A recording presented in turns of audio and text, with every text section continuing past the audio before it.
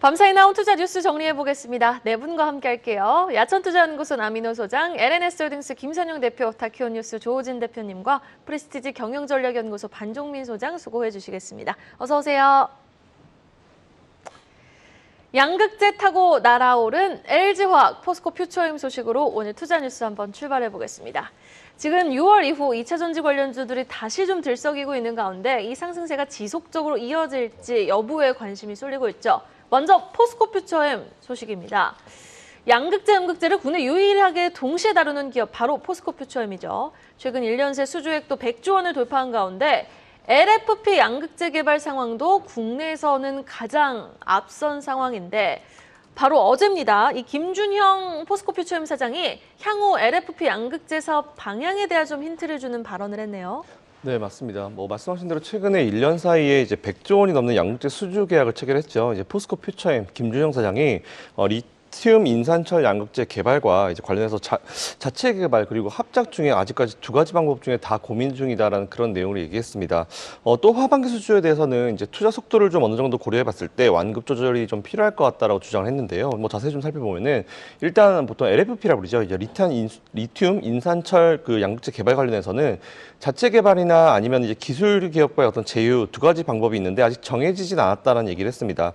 그 이유 같은 경우는 이제 어떤 고객은 사실은 자체 개발을 원하고 있고 또 어떤 고객은 합작이나 기술 제휴를 통해서 빠르게 공급해달라는 고객도 있기 때문이다라는 그런 내용을 발표했는데요. 일단 현재는 양측 수요를 모두 맞추기 위해서 다 개발이 일단 진행 중이라고 합니다. 자체 개발은 시제품 정도 나온 수준이고요. 합작은 여러 가지 검토를 하고 있다는 그런 내용까지 얘기를 했는데 또 하반기 수주에 대해서는 이제 완급 조절이 필요한 시점이다라는 얘기를 했습니다. 아무래도 좀 빨랐죠. 빨랐기 때문에 이런 조절이 좀 필요할 것 같다라 좀 느끼고 있는 것 같고요. 이제 막 성장하는 기업이라 이제 수주는 있지만 다 처리를 이걸 해야 될지 고민이라면서 사실 이거는 다른 기업 보기에는 굉장히 이제 좋은 고민입니다. 행복한 고민이죠. 다른 기업들은 수주받기 어려운데 이 기업은 계속 수주가 들어오고 이걸 갖다 우리가 다 받아야 될지 받을 수 있을지 이걸 고민하기 때문에 다른 기업과는 굉장히 다른 차원의 어떤 고민이라고 보시면 될 것 같고요. 수주를 한다는 거는 투자를 통해서 이제 공급을 해야 되는데 이 기업이 투자하고 있는 속도를 봤을 때 수주의 완급 조절이 필요하다는 얘기를 했습니다. 이에 따라서 제가 봤을 때는 들어오는 수주 고객들이 굳이 사겠다는데 이걸 막지는 않을 것 같고요.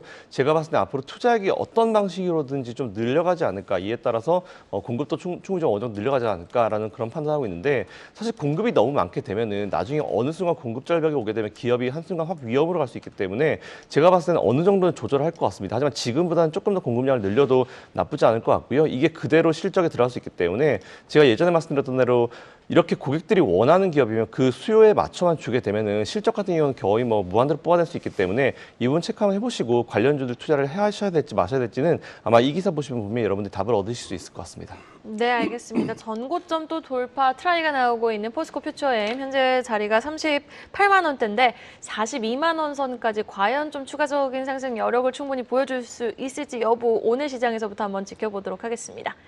이어서 폐배터리 소식도 점검해보죠. LG 에너지 솔루션이 폐배터리 사업 강화를 위해 두산 에너빌리티와 손을 잡았습니다. 지금 폐배터리 사업을 위해서 국내 대기업 둘이 이렇게 협업에 나선 건 처음이라고요? 네, 그렇죠.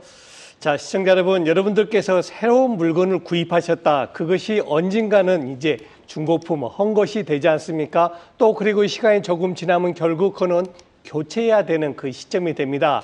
지금 전기차에 대해서는 계속 흐르고 있지만 이 전기차의 가장 핵심 부품인 전기차 배터리는요, 보통 수명이 5년 정도 사이클이라고 합니다. 쉽게 말해서 금년에 전기차를 구입하셨다 그러면은 2028년도나 9년도 5년 지나게 되면은 그 전기차 배터리를 교체해야 된다 그 뜻입니다. 그런데 작년에 두산 에너빌리티에서 폐 배터리, 다시 말해서 전기차 배터리가 이제 그만 사용되는 폐 배터리에서 탄산 리튬을 추출하는 기술을 새롭게 이제 그 자체 개발했거든요. 이건 무슨 얘기입니까? 리사이클링이 가능하다는 얘기죠. 지금 새로운 전기차 배터리가 폐 배터리가 되더라도 그 폐 배터리에서 가장 중요한 그 재료라고 할 수 있는 탄산 리튬을 추출해서 새로운 신전기차 배터리에 가동할 수 있게 하겠다 그런 개념입니다. 그러다 보니까 전기차 배터리 세계 1위 업체가 어디입니까? LG 에너지 솔루션이죠. 그리고 그 LG 에너지 솔루션의 전기차 배터리가 이제 이제 교체할 시기가 되면은 바로 두산 에너빌리티에서 나오는 탄산 리튬 추출 기술에서 리사이클링이 가능한 그런 상황이 되는 겁니다. 그리고 최근 EU 유럽 연합에서는 핵심 원자재에 리사이클링 원자재가 들어가야 된다는 얘기입니다. 이거 쓰고 버려야 되면 우리 그런 전기차 배터리 안 받겠다, 그런 개념 아닙니까? 그래서 아마 양사의 협력은 제가 볼 때는 머지않아서 구체적인 방안이 나올 것이다, 이렇게 정리하겠습니다. 네, 알겠습니다. 양사의 또 구체적인 방안이 조만간 나올 수 있을 것이다라고 정리를 해주신 가운데 유럽연합이 말씀해주신 것처럼 최근 배터리 핵심 원자재에 대한 재활용 의무에 나서면서 폐배터리 시장 확장 속도는 더욱이 좀 빨라질 것 같이 보이거든요. 그런데 폐배터리 관련주들 종목들을 보면은 1분기 이후 너무 조용하단 말이죠. 지금이 오히려 좀 매수의 기회로 삼아봄직한 구간이 될 수 있을까요, 반종민 소장님? 네, 지금의 매수 시점으로 좀 적당하다라는 말씀 드릴 수 있을 것 같은데, 사실 그 SNE 리서치에 따르면은 그 세계 배터리, 그 폐배터리 재활용 시장 규모가 올해 한 7천억 수준 정도밖에 되진 않습니다. 그렇지만은 이제 향후 30년까지 12조 원을 좀 전망을 하고 있는데, 사실상 제가 아마 그 한 3개월 전에 봤을 때는 이게 아마 70조 원, 50조 원 그렇게 그 30년을 좀 예측을 했는데, 약간 좀 보수적이긴 하지만 그렇다 한다 하더라도 시장성으로 좀 굉장히 좀 앞으로 기대를 해볼 수 있지 않을까 보고 있고요. 본격적으로 폐배터리가 늘어나는 시점은 25년입니다. 그러다 보니까는 아직까지는 좀 길게 가져가야 되긴 하겠지만 오히려 지금 시점이 그 폐배터리 관련된 종목들을 좀 주목을 해봐야 되지 않겠나라는 말씀 드리겠습니다. 그래서 제가 볼 종목의 경우에는 이제 성일 하이텍 이라는 기업인데, 이 성일 하이텍이 국내에서 유일하게 전처리 후처리를 이제 동시에 수행하는 폐배터리 그 리사이클링 회사입니다. 그리고 이제 블랙 파우더에서 그 리튬 및 니켈 등의 고급 원료들을 추출 가능한 기술들을 좀 보유를 하고 있기 때문에 아마 이제 추후에 굉장히 좀 성장성이나 이런 부분들이 굉장히 좀 확대될 가능성이 높다라는 말씀 드릴 수 있을 것 같고요. 특히 이제 총 8개의 전처리 공장, 그러니까 중국, 헝가리, 말레이시아 등의 그 공장들이 좀 있고, 또한 2개의 후처리 공장들을 이제 좀 보유를 하고 있습니다. 그리고 지금 좀 특이한 점이 있다면 삼성 SDI가 동사의 지분을 8.79%를 보유하고 있고, 그런 상황들을 봤을 때는 굉장히 좀 투자적인 부분들이나 합작적인 그 콜라보가 굉장히 좀 많이 일어날 가능성이 높은 기업이다라는 말씀 드리겠습니다. 1분기 영업이익은 117억 원, 그러니까 전년 대비 한 16% 정도 증가를 했는데, 이게 리튬 그리고 니켈 등의 매출 성장이 실적을 끌어올렸다라는 말씀 드리겠고요. 전체적으로 이 부분에 대해서는 앞으로 좀 확대될 가능성이 있지 않을까라고 판단되고 있습니다. 이에 그 삼성 SDI와 그 SK 이노베이션과 이제 동사와 협력을 좀 구축을 했었던 이력도 있고, 또한 이제 포스코 홀딩스와 그 폴란드 폐배터리 재활용 공장 협력 운영을 했기 때문에 이 부분들에 대해서는 아마 대기업과 그 관련된 부분에 대해서도 집중이 굉장히 많이 되고 있지만은 앞으로 성일 하이텍은 계속 좀 주목을 해볼 필요가 있다라는 말씀 드리겠습니다. 네, 알겠습니다. 성일 하이텍 한번 주목해 보도록 하겠습니다. 다음 소식입니다. 전체 실적 감소를 배터리 사업으로 만회한다. LG화학 뉴스 만나보시죠. 지금 LG화학 전통 주력 사업인 석유화학은 2개 분기 연속 적자를 기록하고 있지만 첨단 소재 사업이 선방을 해주면서 미래 수익성 확보를 아주 똘똘하게 챙겨나가고 있죠.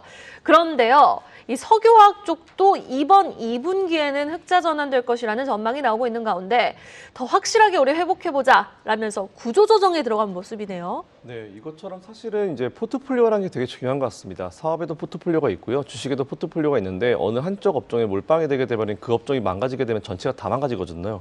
일단은 LG화학 같은 경우는 앵커님 말씀하신 대로 이제 크게 석유화학 쪽 사업을 하고 있고, 그리고 이제 배터리 사업 쪽 하고 있지 않습니까? 그래서 LG 에너지솔루션 어차피 나가서 어쩔 수 없는 부분인 것 같은데, 일단은 최근에 보시면 석유화학의 시황 자체가 좀 많이 안 좋았습니다. 이에 따라서 부진의 늪에 빠졌었죠. 사실 이 섹터, 이 분야만 말씀드리는 거고요.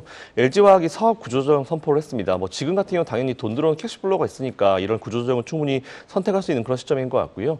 어쨌든 석유화학 업종은 업종의 이제 업황에 영향을 크게 좀 받는 특성이 있습니다. 따라서 근본적으로 체질 개선 없이는 글로벌 경제에서 살아날 수 없다라는 그런 위기감이 굉장히 좀 크게 오간 것 같고, 이로 인해서 이런 경영적 판단을 한 것 같습니다. 일단 현재와 같이 본사 중심의 사업 구조 같은 경우는 사실 이게 고객의 요구를 바로 받아들여서 이걸 갖다 실행하기 참 어려운 구조거든요. 그래서 이거는 분명히 바꿔야 된다라고 사실 예전부터도 저 개인적으로 좀 많이 생각을 했었는데 이 부분이 좀 많이 바뀔 거라고 이제 기대를 하고 있습니다. 이에 LG화학 같은 경우는 조직을 좀 자율권을 주면서 강화하겠다라는 그런 얘기를 했고요.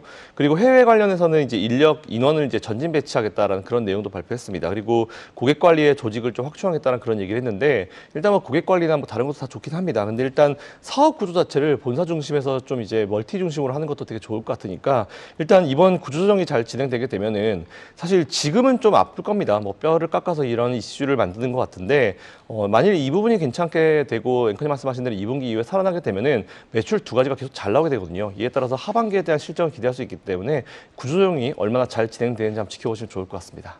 네, 알겠습니다. 또 본질에 더 집중을 해보겠다.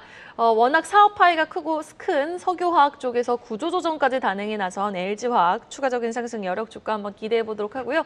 계속해서 공시 확인해 보겠습니다.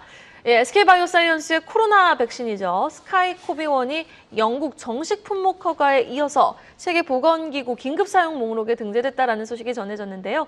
자세한 포인트 짚어주시죠. 예, WHO의 긴급 사용 목록에 등재가 되는데 우리가 다 주지하다시피 코로나 사태 때 뭐 사실 많은 곳에서 이제 코로나 백신을 개발하고 있고 그 개발을 하면서 뭐 전 지구촌에서 희소식이 날아들었었습니다.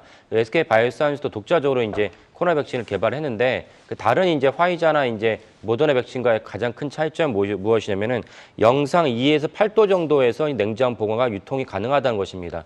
그래서 이제 당시 기억하시겠지만은 그 앞에서 말씀드린 그 큰 백신 기업들은 콜드체인이 필요했습니다. 콜드체인이 없는 곳도 많이 있는데 그 없는 것이 주로 이제 저개발 도상국이죠. 그러니까 이제 백신에 대해서 이제 형평성 논란도 있었습니다.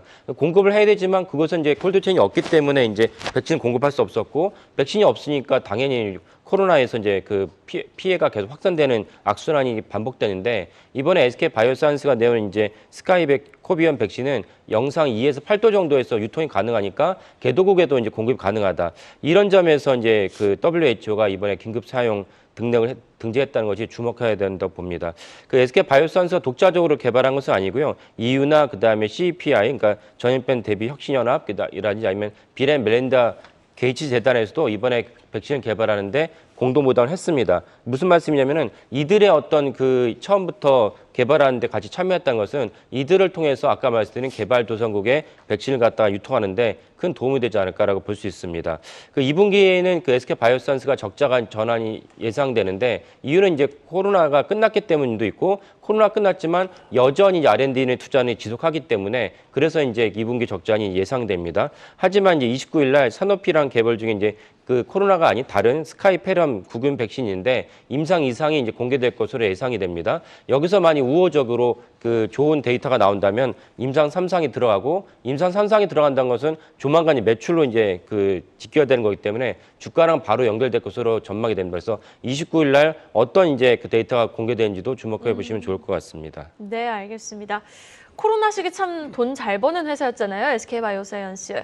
이 엔데믹의 영향으로 적자 전환되면서 주가는 바닥에서 철저히 소외되어 있는 모습인데 지금 조호진 대표님이 말씀해 주신 것처럼 뭐 연내 3상이라든지 스카이팩 또 29일 날 있을 임상 결과 발표라든지 뭐 송도의 R&PD 같은 준공센터 같은 모멘텀도 살아있는데 현 시점 주가 매력도 궁금해요. 사실상 단기적으로 다이나믹하게 올라가기에는 좀 어려운 감은 있습니다만 중장기적인 관점으로 좀 길게 보시면은 앞으로 좀 전망이 있는 기업이다라는 말씀드리겠습니다.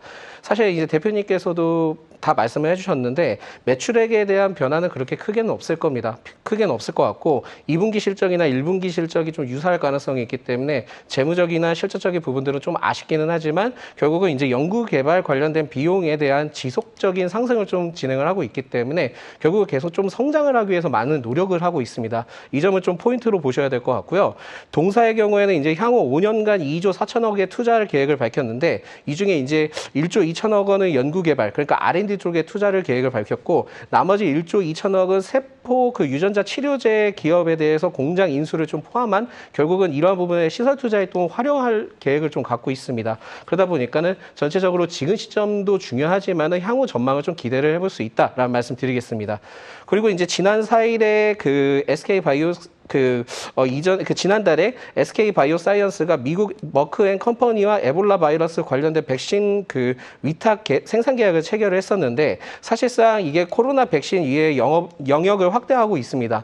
그런 부분들을 봤을 때는 이제 에볼라 백신 시장 규모가 그렇게 크지는 않고 또한 상업적인 이익이 그렇게 큰 편은 아니지만은 시장 잠재성이 이제 굉장히 좀 큰 편이기 때문에 이 점을 좀 체크를 하셔야 될 것 같고요. 특히 글로벌 시장 조사 업체의 VMR의 리서치에서는 2021년 기준에 $500만 연평균 약 32% 성장을 좀 예측을 하고 있습니다. 에볼라 관련된. 그리고 향후 이제 30년까지 $6천만 좀 전망을 하고 있기 때문에 시장성에서 조금은 더 기대를 해볼 수 있지 않을까라고 보고 있습니다. 좀 기본적인 이 기업의 특징이 있다 한다면은 5월부터 외국인 순매수세가 계속 좀 유입되는 점을 봤을 때는 일단 지금에 대해서 단기적인 기대는 하기에는 이슈로 한 번은 부각을 받을 가능성이 있지만은 중장기적인 관점으로 좀 놓고 봤을 때는 굉장히 좀 많은 기대를 해볼 수 있지 않을까 판단을 해서 지금은 중장기적 관점을 좀 모아가자라는 말씀드리겠습니다. 네, 좀 긴 호흡으로 지켜보고 SK바이오사이언스는 길게 좀 조금씩 모아가는 전략이 유효하다라고 말씀해 주셨습니다. 자, 계속해서 국내 증시에서 하루 새 230억 원이 몰린 업종에 한번 포커스를 맞춰보겠습니다. 대규모 적자에서 이제는 흑자 전환이 기대된다. 화학주 관련 한국경제신문 기사 내용입니다. 이 화학 업황 회복 기대감 속 어제 롯데케미칼, 대한유화 같은 종목들이 일제히 좀 강세를 보였죠. 네. 어제 종합주가지수는 2,600포인트를 무너뜨리느냐 지키느냐 굉장히 치열했습니다. 그런 장세에서 오히려 강세를 보이는 업종이 있었죠. 바로 화학업종이 되겠습니다. 적게는 2%가 많게는 3%가 넘는 그런 좋은 상승률을 보이는데 누가 샀습니까? 바로 기관하고 외국인 투자가들이 적극적 매수했습니다. 과연 외국인과 기관들이 최근에 주도 업종이라고 일컬어지는 반도체, 2차 전지를 내다 팔면서 왜 화학업종을 적극적으로 매수했을까요? 그 이유는 바로 실적이 되겠습니다. 지금 보시는 대로 효성 첨단 소재를 비롯해서 대한유화, 또 롯데케미칼, 유니드, 효성 텐시 등 모두 다 2, 3%씩 올랐는데요. 작년에 그리고 금년 1분기까지는 이들 화학업종의 실적이 좋지 않았죠. 또 특히 금년 1분기에는 대규모 적자까지 나왔죠. 그런데 왜 샀을까요? 그렇습니다. 2분기를 정점으로 빠르면 올 하반기, 늦어도 내년 초부터는 화학업종의 실적이 좋아질 거다라는 턴어라운드 기대감 표출입니다. 그 가장 큰 이유는 뭘까요? 바로 중국과 인도의 경기가 회복된다면 화학업종은 필수 업종 아니겠습니까? 지금 자료에 나온 대로 각 증권사들이 모두 순수 화학업종을 적극적으로 바이 리포트를 내고 있습니다. 저는 이렇게 말씀드리겠습니다. 여러분, 2달 전에 반도체 한번 생각해 보십시오. 분명히 1분기 실적 최악으로 나왔습니다만 2달 전부터 삼성전자, 하이닉스 비롯해서 반도체 소부장 모두 오르고 있지 않습니까? 똑같은 논리로 본다면 화학업종, 지금은 비록 실적이 안 좋지만 이제 관심을 가져야 될 업종이다. 이렇게 정리하겠습니다. 네, 오늘의 투자에서도 우리 또 김지윤 대표님이 롯데케미칼을 가지고 오셨는데 화학업종에 대한 관심도가 지금 높아지고 있는 내용의 기사 한번 확인해 봤고요. 자, 전거래일 이야기를 하는데 방산을 또 빼놓을 수가 있을까요? 어제뿐 아니라 일주일 새 27%나 급등한 한화 에어로스페이스와 또 방산주 내용으로 한번 이어가 보겠습니다. 확실히 어제 수급을 보면요. 해외 수주 모멘텀이 유효한 방산, 철도, 기계 쪽에 자금이 도는 모습이었습니다. 특히 베트남 순방을 앞두고 해외 수주 기대감이 살아있는 한화 에어로스페이스가 폭등을 했죠. 네, 그렇죠. 사실 어제같이 이렇게 장이 좀 조정을 보일 때, 안 좋을 때 아까 말씀드린 화학업종하고 또 하나 방산업종이 좋았죠. 방산업종 뭡니까? 방금 예생급 말씀대로 대통령께서 이제 22일부터 24일까지 2박 3일간 베트남에 방문이 예정돼 있죠.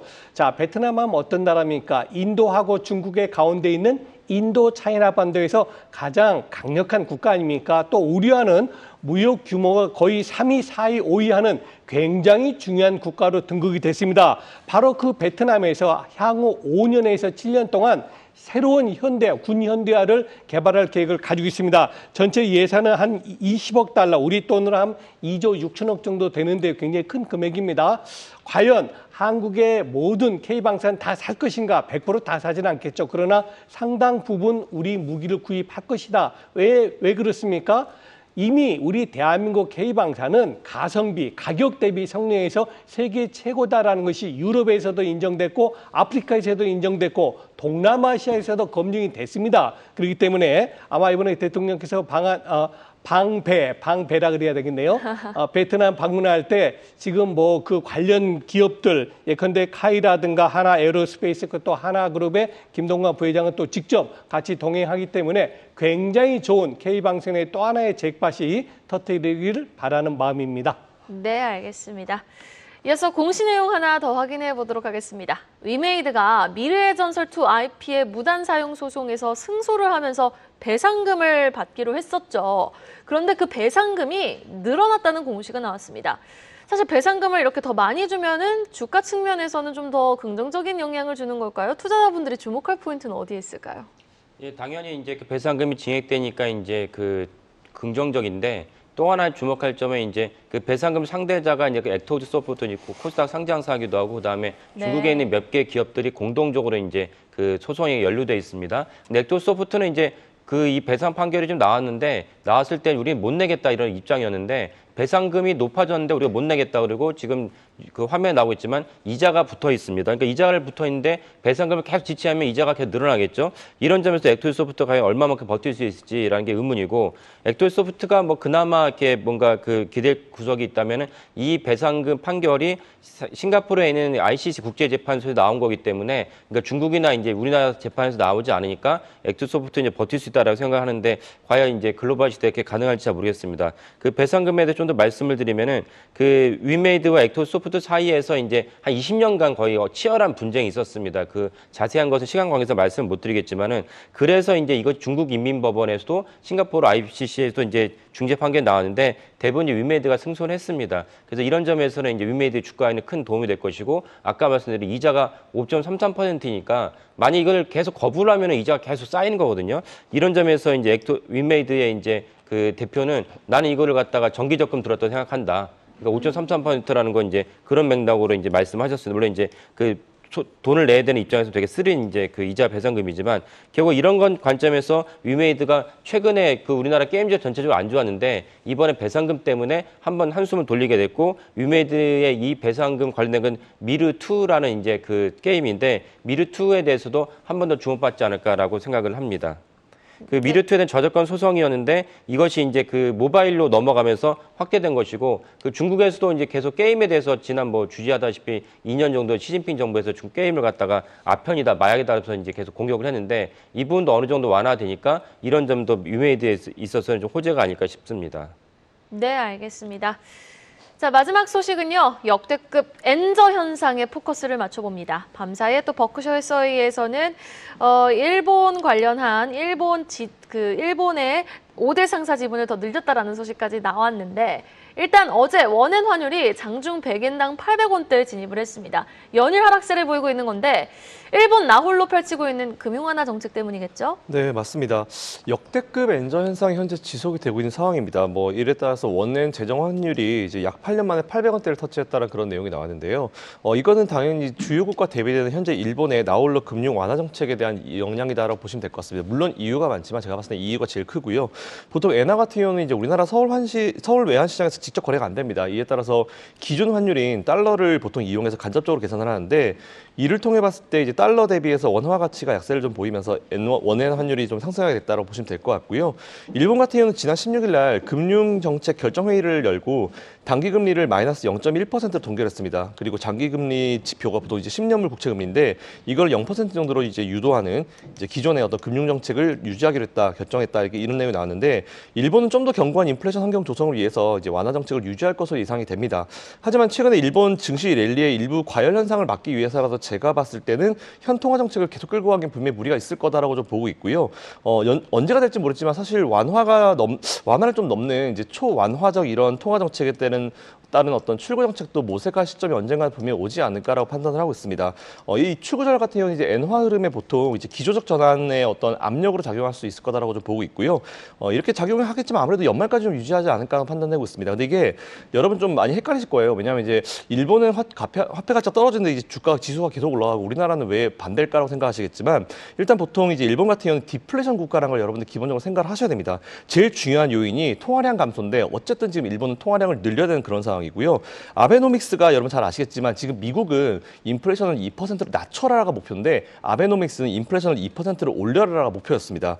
일단은 통화량을 증가시키면 보통 물가가 올라가죠. 이에 따라서 주식도 올라가고 부동산도 올라갑니다. 이에 따라서 일본은 무조건 지금 통화량을 증가시켜가지고 경제를 살려야 되는 게 수십 년 동안 디플레이션 국가였기 때문에 경제를 살려야 되는 게 가장 큰 문제인 것 같고요. 제가 항상 말씀드리지만 지난번 인플레이션이 심했을 때도 제가 이런 얘기한 적이 있습니다. 여러분들 인플레이션보다 정말 심각한 상황은 디플레이션입니다. 디플레이션 정말 답이 없습니다. 이런 표현을 좀 썼었는데 일본이 이 반대로 수십 년 동안 노력을 해서 지금 이렇게 되고 있고 이에 따라서 환율이 우리나라를 볼 때와 조금 반대로 여러분들이 이해를 하시면 좋을 것 같다는 말씀드리겠습니다. 일단 엔저가 오게 되면 어떤 현상이 발생하냐? 일단은 일본에서 우리나라로 이제 여행을 오려는 수요는 감소를 할 겁니다. 일단 관광 수요가 감소할 수 있는데 이게 또 반대로 생각해 보면은 또 우리나라 기업의 입장에서 특히나 일본에서 이제 부품을 수입해서 우리나라에서 완제품을 만드는 그런 기업들 같은 경우는 부품을 좀 싸게 사올 수 있습니다. 이에 따라서 비용 절감이 되기 때문에 여러분들이 지금 투자 포인트로 잡으실 때 부분은 일본에서 우리나라 여행 수요는 감소할 수 있기 때문에 이 부분 좀 제쳐놓고요. 일단 우리나라 기업들 중에 뭐 자동차도 있고 많은 업종이 있을 수 있는데 일본에서 부품 수입을 해서 이걸 우리나라에서 완제품을 만들어서 파는 그런 기업들은 분명히 비용이 많이 떨어질 겁니다. 이에 따라서 순이익이 증가할 수 있기 때문에 이 부분 포인트 잡으셔가지고 투자해 보시면 좋을 것 같습니다. 네, 일본에서 우리나라로 들어오는 여행객 수는 줄어들 수 있지만 그래도 우리나라에서 일본으로 여행을 가는 수요는 늘어날 수 있을 것 같거든요. 증권사들도 지금 항공주들의 목표 주가를 올려잡고 있습니다. 투자 포인트 어디에 있을까요? 네, 그 투자 포인트 중에 하나가 지금 뭐 저유가, 저환율 그리고 이제 3저라고 좀 얘기를 하는데 그 엔저 현상까지 이제 그 보여주는 상황에서 SCC 기업을 좀 주목을 해봐야 되지 않을까라고 보고 있고요. 특히 올해 1분기에 SCC 그 항공 운항편 중에 가장 큰 비중을 차지한 여행지는 일본이었습니다. 일본이었고 약 66만 545명이 출국한 것으로 좀 나타났기 때문에 전체적으로 이 SCC 관련된 기업들의 종목들은 좀 살펴볼 필요가 있지 않을까라는 말씀드립니다. 그래서 제가 봤을 때는 제주항공을 좀 보셔야 될 것 같은데요. 특히 이 제주항공은 애경그룹의 그 SCC 기업입니다. 그리고 지난 15일에 제주항공의 그 핵심 중에 단거리 노선인 일본 노선의 국내 점유율 1위를 차지를 했습니다. 그리고 올해 1분기만 그 국제항공사의 전체 일본 그 노선 수송객 368만 명 중에 약 84만 명 정도를 이제 수송했고요. 또한 이외에 일본, 그 태국, 필리핀 각각 24%, 30%를 이제 기록을 하면서 2위를 차지했습니다. 그렇다 보니까 전체적으로 좀 수요나 이런 부분들이 굉장히 좀 확대됐다라는 말씀 드릴 수 있을 것 같고요. 다음 달 13일 이제 동사는 그 제주항공 단독 노선이자 오는 22일부터 운항이 시작되는 오이타에 이어서 두 번째로 그 히로시마 노선 그 신규를 취항을 합니다. 그러다 보니까 이 부분들을 봤을 때는 일본 쪽에 굉장히 좀 수혜가 계속 있을 가능성이 높다라는 말씀 드리겠고요. 올해 이제 동사는 하반기 때 그 비효율 그 15% 가량 이제 높고 최대 항속거리 1000km 정도 되는 그 1000km 정도 되는 B737-8 여객기를 4대를 추가 그 도입할 계획을 갖고 있는데 이게 리스가 아니라 구입을 할 계획을 좀 갖고 있기 때문에 앞으로 좀 주목을 해볼 필요가 있다라는 말씀드리겠습니다. 그래서 이제 올해는 그 지난 4년간 적자 폭을 좀 기록을 했지만은 올해는 이제 올해 연도는 흑자 전환을 좀 기대를 해볼 수 있기 때문에 그 제주항공의 경우에는 어제 이제 그 항공 내 그 출입문 개방 그 시도 난동이 있긴 했지만은 일시적으로 좀 조정이 나올 수는 있지만 그래도 좀 주목을 해볼 필요가 있다. 그래서 제가 봤을 때는 하반기도 충분히 기대할 수 있는 기업이다라는 말씀드리겠습니다.